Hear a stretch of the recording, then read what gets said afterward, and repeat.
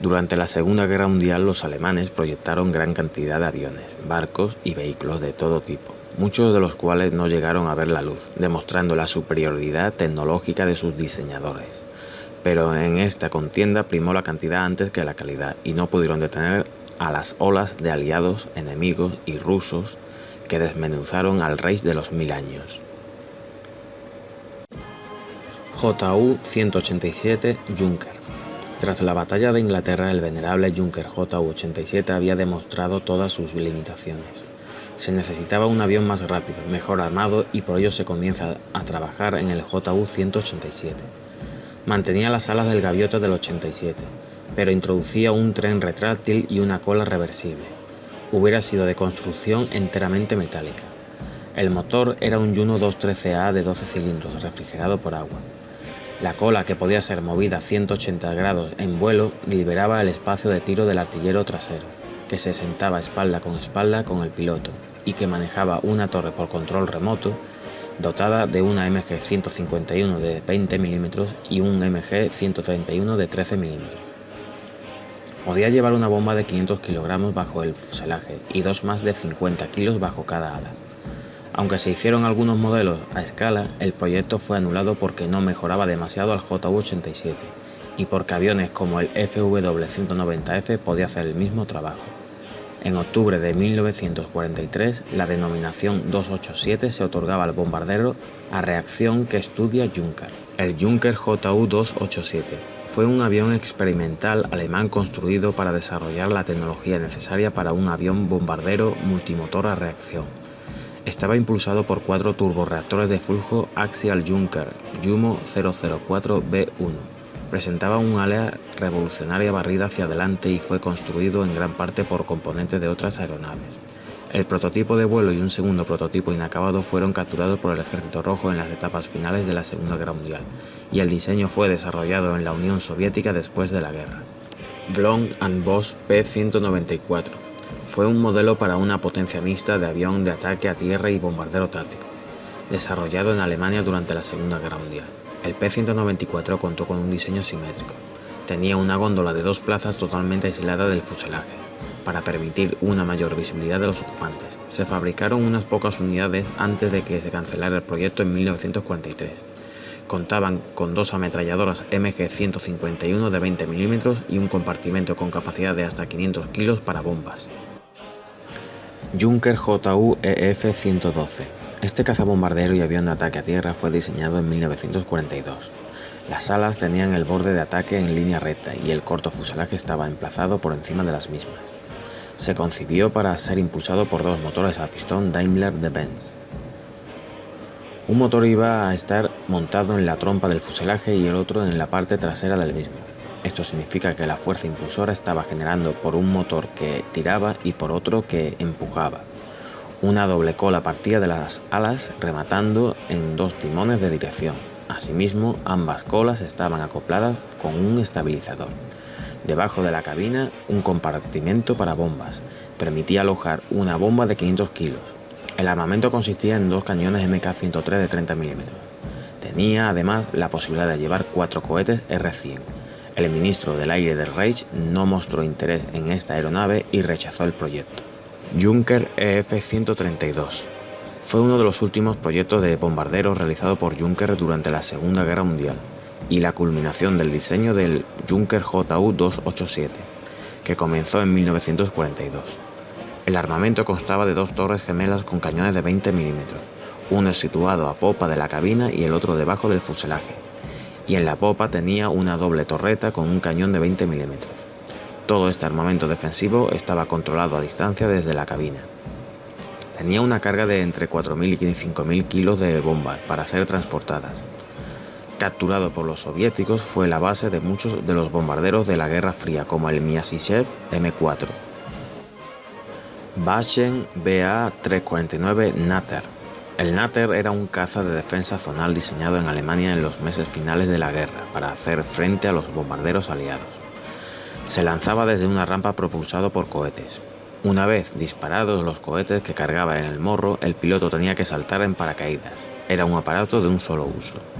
Se construyeron unos 30, pero el único lanzamiento pilotado acabó con la explosión del Natter y la muerte del piloto.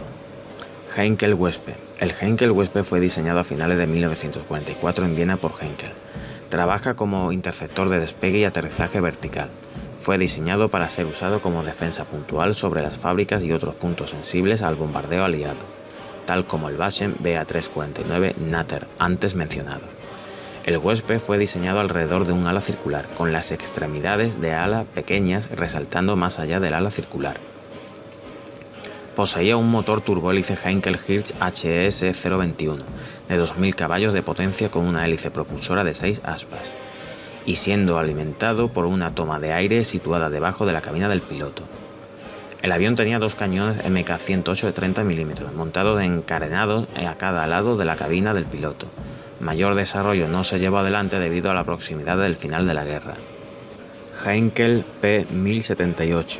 El Heinkel P-1078 fue un proyecto de caza alemán de la Segunda Guerra Mundial diseñado en 1944 y presentado a la competición urgente de cazas compitiendo con los otros diseños. Era un avión de combate monoplaza propulsado por un motor de reacción Heinkel HES 011, armado con dos cañones MK-108 y una velocidad requerida de 1000 km/h. Fueron diseñadas tres versiones, A, B y C, pero fueron descartados en febrero de 1945. El Focke-Wulf Proyecto 2 fue un estudio de diseño para un único reactor de chorro debajo del asiento del avión de combate, llevado a cabo en Alemania durante la Segunda Guerra Mundial. Debido a las dificultades de fabricación prevista con otros desarrollos de avión de combate completamente nuevos, el segundo diseño del Focke-Wulf no era más que un desarrollo de la Focke-Wulf 190, pero alimentado con un motor a reacción ubicado en un nuevo diseño de fuselaje. Este motor, un Jumo 004, se alojaba debajo de la nariz del avión. Se utilizó un tren de aterrizaje convencional. Su armamento eran dos ametralladoras MK-108 de 30 mm y dos MG-151 de 20 mm. El desarrollo del diseño cesó en marzo de 1943 porque se llegó a la conclusión de que el motor quemaría la pista de aterrizaje. El Focke-Wulf Proyecto 3. Continuando con los diseños de combate a reacción Focke-Wulf, el Proyecto 3 también se conoce como el Proyecto 2 en algunas referencias. Tenía un ala recta con una inclinación más pronunciada en el borde posterior del ala que el borde de ataque del ala. El motor a reacción se encuentra en la parte superior del fuselaje, justo detrás de la cabina del piloto y una cola con forma de U. Se equipó un tren de aterrizaje triciclo y el armamento consistía en dos MK-108 de 30 mm y dos más MG-151 de 15 mm o de 151 de 20 mm. El Focke-Wulf 3x1000 se denominó así en razón de los objetivos pretendidos: llevar 1000 kilos de bombas a 1000 km/h y a 1000 km de distancia. Era un bombardero pesado con ala delta, que convertiría en escombros las ciudades inglesas y rusas. Con la velocidad prevista hubiese sido inalcanzable para los cazas aliados, como un fantasma. El Horten HO-X. Los hermanos Horten creían en el concepto de ala volante y que se podría encontrar aplicaciones principalmente con aviones de largo alcance, pero también creían que las velocidades supersónicas podrían lograrse con una ala volante con forma de flecha. La filosofía de los hermanos Horten en la materia les llevó a Lippisch Alexander, que también trabajó en proyectos de aviones supersónicos. Los hermanos Horten estudiaron sobre el proyecto supersónico comenzando con la construcción de modelos reducidos, de una docena de kilos y una envergadura de 3 metros, que se pusieron a prueba en vuelos en Göttingen. El Horten 229. Esta ala volante a reacción fue un diseño de los hermanos alemanes Walter y Reimar Horten. El proyecto se inició en 1942 y en enero de 1945 el HO-229 hizo su primer vuelo con resultados muy esperanzadores. En mayo el primer prototipo quedó destruido en un accidente, aunque lograron terminar un segundo aparato. Cuando se acabó la guerra había varios más a punto de completarse. De haber entrado en combate se hubiera convertido en el primer ala volante a reacción de la historia en 1945. Cabe mencionar además que hubiera sido el primer avión totalmente invisible a los radares, ya que su aerodinámica y un tipo de pintura especial que los ingenieros alemanes esperaban aplicar sobre el HO-229 así lo permitirían. El arado E-555. Fue un proyecto de ala volante de la Alemania nazi en las postrimerías de la Segunda Guerra Mundial, con motores a reacción que servirían de bombardero de larga distancia contra Estados Unidos, uno de los probables vectores de la bomba atómica alemana contra Nueva York o Chicago. A mediados de diciembre de 1943, en las instalaciones Arado en Landeshut, Silesia, se comenzó a trabajar en una serie de proyectos de ala volante de alta velocidad bajo la dirección del Dr. Ing. W. Luth. El 20 de abril de 1944 se celebró una nueva reunión en la que se fijaron definitivamente los requerimientos que debía cumplir el bombardero de largo alcance. En el verano de 1944 se elaboraron diversos planes, en su mayoría para un ala volante. A mediados de 1944, Arado propuso en 14 estudios diferentes un bombardero biplaza hasta con 8 reactores. No existen informaciones de que se haya construido un prototipo. Las exigencias eran la alta velocidad, una carga de bombas de al menos 4.000 kilos y más de 5.000 kilómetros de alcance. El armamento defensivo consistía en 2 cañones Mk-103 de 30 mm ubicados en el dorso cerca de la carlinga, una torreta controlada remotamente armada con 2 cañones MG-151 de 20 mm localizada detrás de la carlinga y 2 cañones a control remoto MG-151 de 20 mm en la torrecilla de cola, que era controlada por medio de un periscopio en una estación de control de armas presurizada detrás de la carlinga. El Messerschmitt P-1112 fue un proyecto de caza-reacción alemán diseñado a principios de 1945. Con intención de corregir las deficiencias del proyecto 1111. Sufrió muchos cambios de diseño en poco tiempo hasta alcanzar la forma final. El diseño final disponía de alas en flecha de 40 grados con un tanque de combustible autosellante con capacidad para 250 kilos de carburante en cada ala. El fuselaje albergaba otro tanque con capacidad para 550 kilos delante del motor, proporcionando una capacidad total aproximada de 1.900 litros, con previsiones de poder ser aumentada a 2.400 litros. Se diseñó teniendo en cuenta que el turborreactor HE-S011A que propulsaría el avión pudiera ser actualizado al más potente HE-S011B una vez estuviera disponible. La admisión del motor era dada por 2 tomas de aire localizadas en los laterales del fuselaje sobre los encastres alares. La cola de un estabilizador horizontal convencional bastante grande fue cambiada en el diseño final por una cola en V.